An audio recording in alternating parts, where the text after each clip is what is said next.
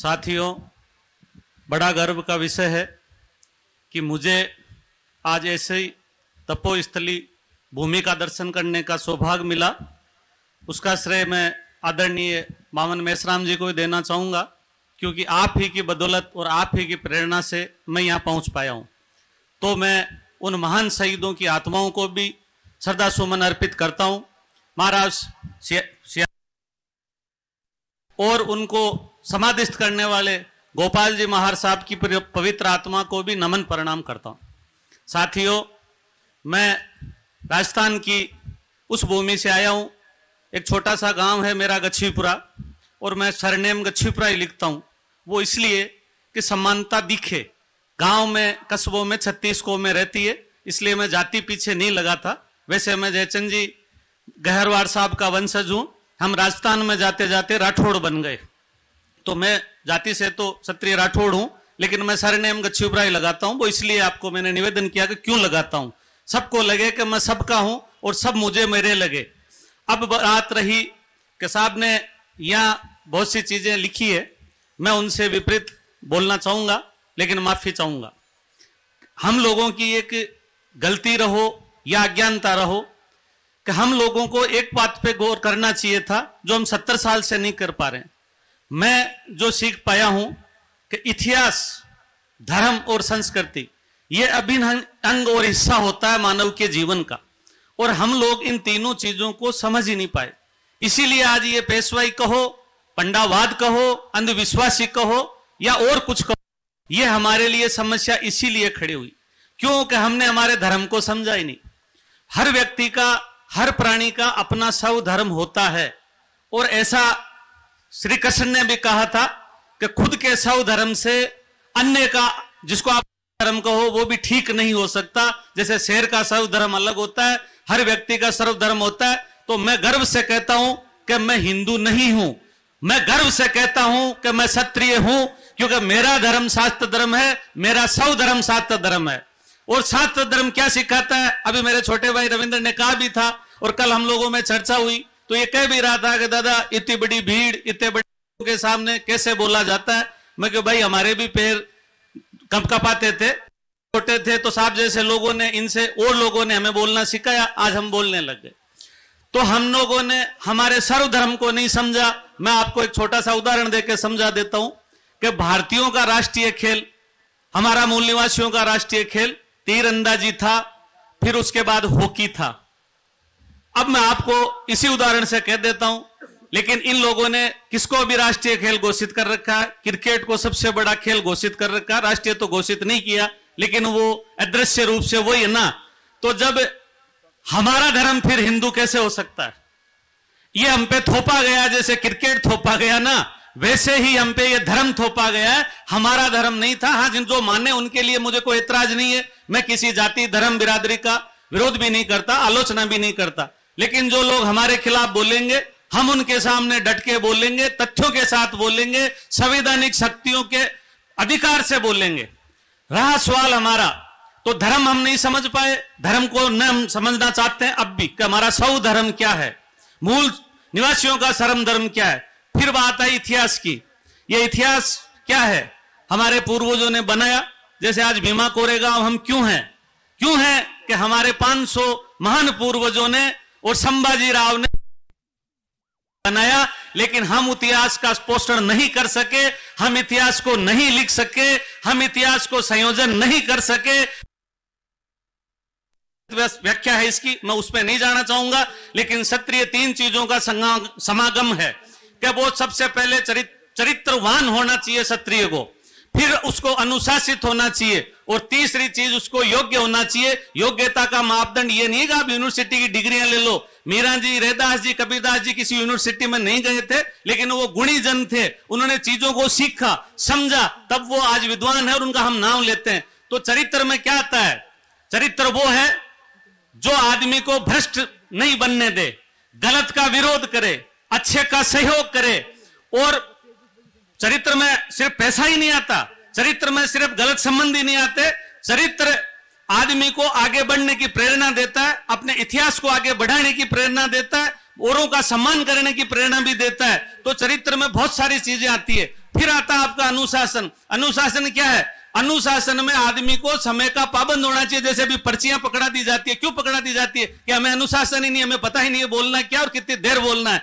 अनुशासन दूसरों का नुकसान नहीं करे, राष्ट्र का भला करे, राष्ट्र के साथ गद्दारी ना करे, दूसरे का बुरा न सोचे, दूसरे के महापुरुषों का, धार्मिक ग्रंथों का सम्मान करे, यह हमारे अनुशासन में आता है।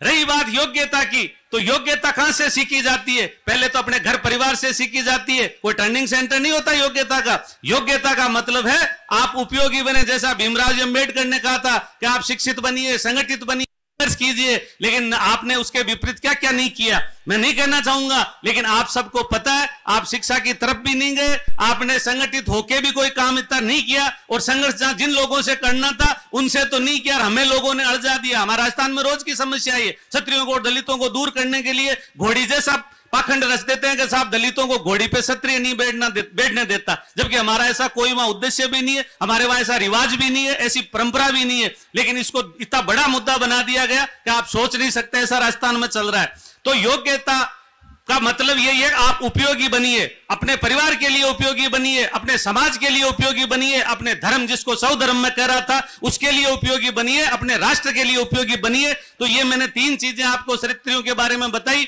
अब इतिहास विकृतीकरण, जैसा कि अभी मेरे से पूर्व वक्ताओं ने कहा कि पिक्चरों के माध्यम से, नाटकों के माध्यम से, साहित्यों के माध्यम से और जातक कथाओं के माध्यम से ऐसा बिगाड़ा गया कि महाराजा जयचंद जी, मैं आज यहाँ क्यों आया हूं?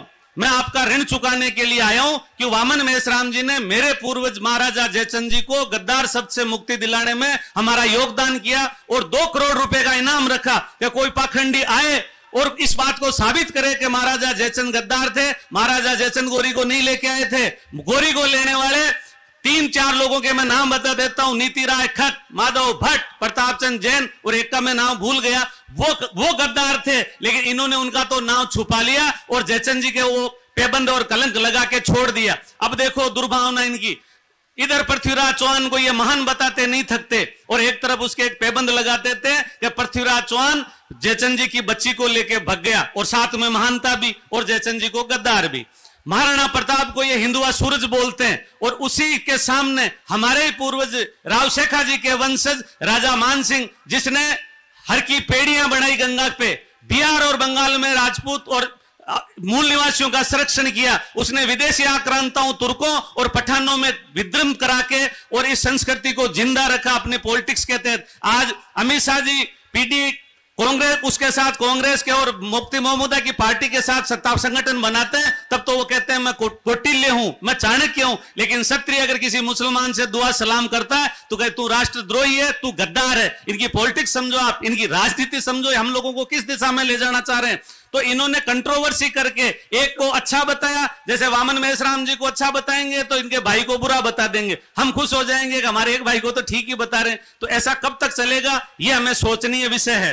ये इतने अवसरवादी लोग हैं कि ये 2 दिन में 2 रूप बदलते हैं। सुबह से दोपहर तक तो इन्होंने एक ऐसा साहित्य लिखा कि हम सुदामा हैं, हम बेहद गरीब हैं, तो क्षत्रियों को देने का हक बनता है, तो ये हमसे लेने आ जाते हैं। और दोपहर बाद में इनका जब पेट भर जाता है और इनको एसिडिटी की शिकायत होती है, तब ये परशुराम का चरित्र अपना लेते हैं और कई 21 बार हमने क्षत्रियों को मार दिया। अब इनको कोई पूछने वाला हो कि हमारे मूल निवासी भाई 528,000 को सल्टा सकते हैं, तो ये क्षत्रिय इतनी बड़ी कौम है, ऐसे परशुराम जी जैसे पाखंडी से मर सकती है। लेकिन हम लोग खुद सुन रहे हैं, हमारे क्षत्रिय बंधु सुन रहे हैं, क्या वो जवाब ही नहीं दे पा रहे। हम जैसों ने जवाब दिया, उसकी कीमत चुकाई, जबकि आज करे और इनके दादा को गाली दे, गुस्सा नहीं आएगा। लेकिन क्षत्रिय समाज का दुर्भाग्य देखिए कि आज 70 सालों से हम ये गाली सुन रहे हैं और बड़े खुश हैं, इनको दान भी दे रहे हैं, दक्षिणा दे रहे हैं, पाणिग्रह संस्कार, इनके बिना पूछे कुछ भी नहीं करते। जबकि हमारा जन्म